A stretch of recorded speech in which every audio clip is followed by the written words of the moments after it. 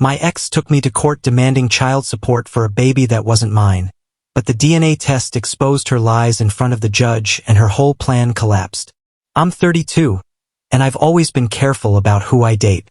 Maybe it's because I've seen so many friends suffer through messy breakups and custody battles. Even when you think you're being cautious, life can throw you a curveball. This all started about a year after I split from my ex, whom I'll refer to as E, after 2 years together. At first, everything was great, but it didn't take long for the issues to surface. She was charming, but there was this entitled side to her that showed up in the worst ways, like expecting me to pay for everything and guilt-tripping me when I didn't jump at her every demand. It was clear she felt the world owed her something, and by extension, so did I. When we ended things, I felt a wave of relief. There wasn't any big fight. We just drifted apart, and I realized I was better off without her games. We went our separate ways. Or so I thought. For months, she didn't reach out. Then, out of the blue, I got a text. Hey, can we talk? It's important. I was hesitant. What could she want now? But I was curious, so I replied. She asked to meet up, claiming the topic was too sensitive for a phone call. Against my better judgment, I agreed. We met at a coffee shop and she seemed nervous, which was unusual for her.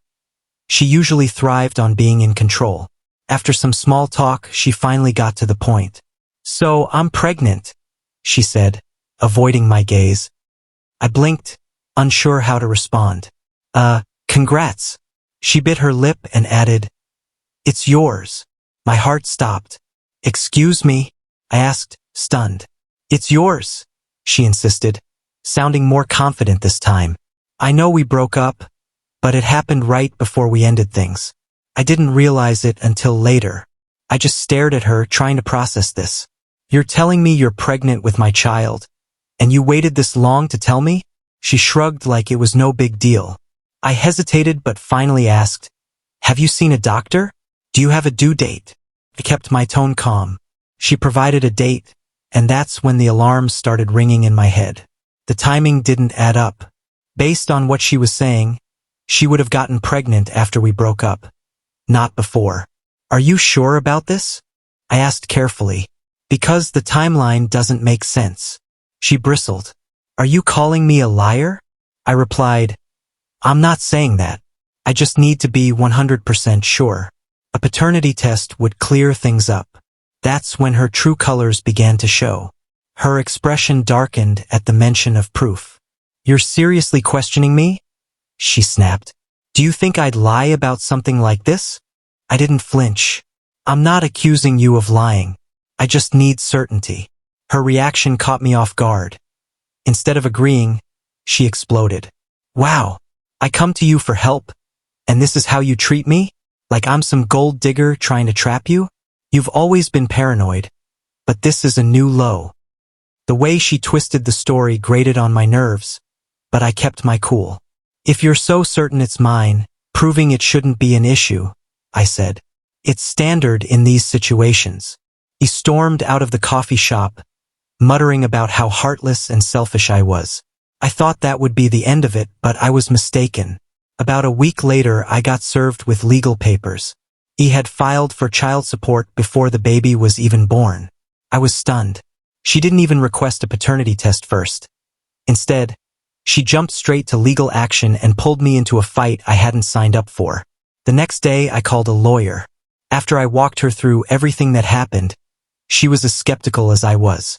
If the timeline doesn't add up, this might be a scare tactic, she noted. But we need to tread carefully. First, we'll request a court-ordered paternity test once the baby arrives. Until then, don't agree to anything. Easier said than done, though. He ramped up her efforts, bombarding me with guilt-tripping texts. I can't believe you're doing this to me. Do you know how stressful this is for me being pregnant? You left so quickly, but now you're trying to deny your own child. Disgusting. You'll regret this when everyone finds out what kind of person you are. It wasn't just texts either. She was slandering me to mutual friends, making me look like a deadbeat trying to shirk my responsibilities. A few friends reached out, asking, Hey man, what's going on? Did you really leave E high and dry while she's pregnant? It was infuriating, but I stuck to my plan. The truth will come out, I assured them. I'm not going to pay for a child that isn't mine, and I'm not going to let her manipulate me. The baby was born about 2 months later. As soon as I heard the news, my lawyer filed for a paternity test. He tried to delay it, claiming she was too overwhelmed, but the court didn't buy it. A few weeks later, the results came in. I wasn't the father. When my lawyer called with the news, I felt a mix of relief and anger. Relief for knowing the truth, but anger over how he had put me through hell for nothing. The baby's DNA didn't match mine at all. I expected E to finally back off after the test, but she doubled down. She claimed the lab made a mistake and demanded another test. The court allowed it, and no surprise, the results were the same. Not the father. At this point, my lawyer suggested taking further legal action to protect myself. She has a pattern of malicious behavior, she said. We can countersue for fraud and damages if she keeps this up. I wasn't keen on escalating things, but he left me no choice. Instead of accepting the results, she began spreading even more lies, claiming I somehow tampered with the test and bribed the lab. It was ridiculous, but some folks believed her. E's lies didn't stop, nor did her attempts to take advantage of the situation. She began showing up at places I went, coffee shops, the gym, even outside my office, making a scene. You're abandoning your own child, she'd yell, loud enough for everyone to hear. You're a liar and a coward. First, I tried to ignore her. I thought people would see through her antics, but it quickly became clear that she was trying to provoke me into reacting, probably so she could use it against me later. I refused to give her that satisfaction, but things were escalating fast. My lawyer filed for a restraining order, citing harassment and emotional distress. We gathered evidence of her public outbursts, text messages, and the false accusations she'd made to friends. The court granted a temporary restraining order, keeping her at least 200 feet away from me and my workplace. Finally, I had some breathing room, but she wasn't done. She filed an appeal, claiming that the restraining order was an attempt to silence her. In court, she put on quite a show, crying and accusing me of being a deadbeat dad ruining her life. Thankfully, my lawyer easily dismantled her argument. Your Honor, the paternity tests have definitively shown that my client is not the father of this child. This isn't about support anymore. It's about harassment and defamation. The judge turned to E. Ms. Last name, do you have any evidence to back up your claims? She stammered, repeating baseless accusations about tampered tests. The judge wasn't impressed. Ms. Last name, you've wasted this court's time with false allegations. The paternity results are clear. This man is not the father of your child. I'm upholding the restraining order and strongly advise you to cease any further harassment. If you continue, there will be additional legal ramifications. E's face went red, but she didn't say a word. For once, she had run out of excuses. You'd think that would have been the end, but E wasn't ready to back down. A few weeks later, I found out she'd posted a rant about me on social media, complete with fake screenshots making it look like I'd admitted to being the father. She was relentless. This time, I decided to take charge. My lawyer filed a defamation lawsuit over the damage her lies had done to my reputation. We presented the fake screenshots as evidence, along with affidavits from mutual friends, who had witnessed her orchestrating the entire scheme. When the case finally went to court, E crumbled under pressure. Faced with overwhelming evidence, she confessed to making up the screenshots and spreading false claims. The judge ordered her to pay damages and issued a stern warning. If you keep harassing this man, you'll be looking at criminal charges. By the end of all this, I had a strange mix of emotions, relief, sure, but also disbelief at how far he went to manipulate me.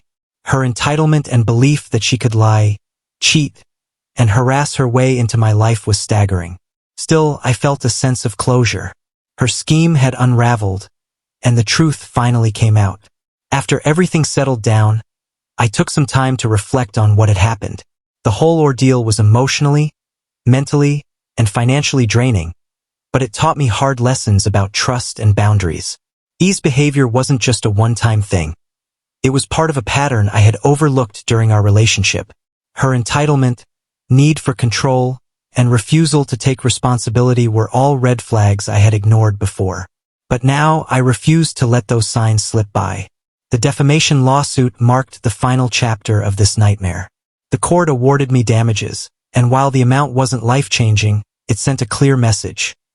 People like E couldn't manipulate the system and get away with it. She was forced to issue a public retraction on her social media, admitting to fabricating evidence and making false accusations. Once that was done, I cut ties completely. I blocked her on every platform, moved to a different apartment, and made sure she had no way to contact me.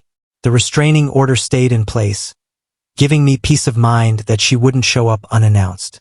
Looking back, the most surprising part of this whole experience was the support I received from friends and family. At first, I worried that E's lies would turn people against me, but the truth has a way of coming out. Those who really knew me saw through her scheme, and those who didn't, well, I stopped worrying about their opinions. The experience left me more cautious, but also more resilient. I learned the importance of standing my ground, even when it feels like the world is against you. E's attempts to manipulate me might have worked if I had caved under pressure early on, but demanding proof and holding her accountable is what ultimately exposed her lies. So, if you ever find yourself dealing with someone entitled or manipulative, remember this. Stand your ground. People like that thrive on doubt and fear, but the truth is something they can never outrun.